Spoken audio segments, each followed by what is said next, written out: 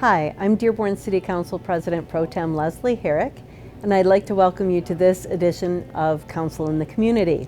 Today we are at O'Reilly Manor, one of our 5 Dearborn city apartment buildings for seniors right here in the city, and they are managed by our housing department. A lot of folks might know about that, or a little bit about that, but there's so much more to our housing department than just those 5 buildings, and they're a wealth of resources. So joining me today is Dustin Kane, who is our housing manager with the City of Dearborn. Thanks so much for joining us, Dustin. Thank you for having me. You're welcome. So why don't you just tell us, you've been with the city a couple years now in this role. Tell us a little bit about the housing department. What are the main focuses of what the department does? Sure. So the City of Dearborn is really remarkable in the fact that we help subsidize our private housing for seniors.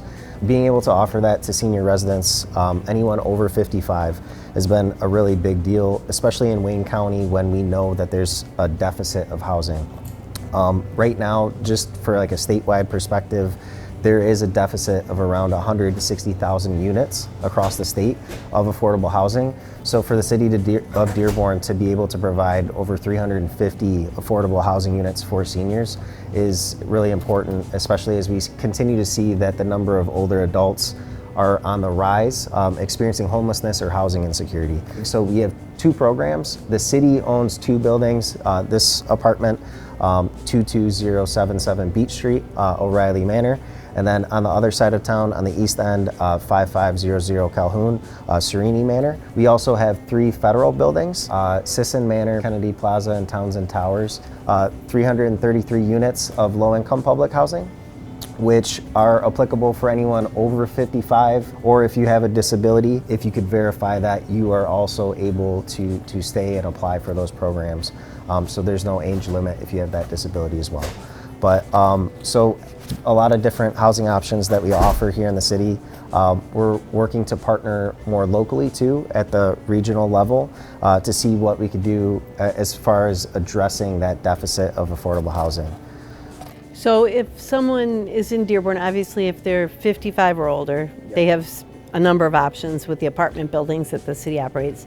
And then how does that begin? Do they pick a building that they'd like to be in and let you know, ask you if there's vacancies, and then you let them know maybe that building does, but the other, or does not, another does? Is that what happens? Sure. So to give you a background on that, we've recently renovated our website too with the city. We're working to also remodel our website and landing pages. So we have a lot of family members assisting our senior adults or older adults navigating and applying for housing. If you just call our number, 313-943-2391, we'll be able to walk everyone through and answer questions. Another recent innovation within the last year or 2, we actually renovated all of our buildings to include on-site offices. Previously, we were at the Dearborn Administrative Center. Also, if you need anything at our buildings, we do have on-site staff Monday through Friday, 8 to 5, available in the buildings, able to assist residents or answer questions as well.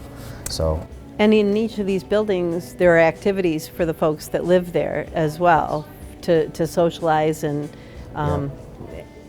what are some of those activities? Yes, so at this building, both city buildings, Serenity Manor and O'Reilly, we have a social committee. So just the other day we had a barbecue for Labor Day, so all the residents got together, chipped in to do a barbecue.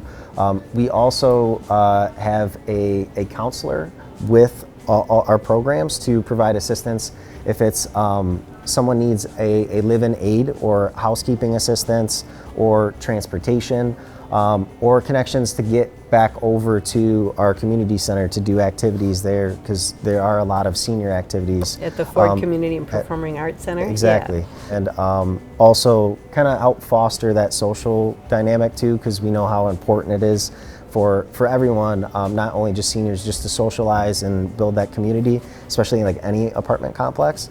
So having a good social committee is one of the ways we've been doing that.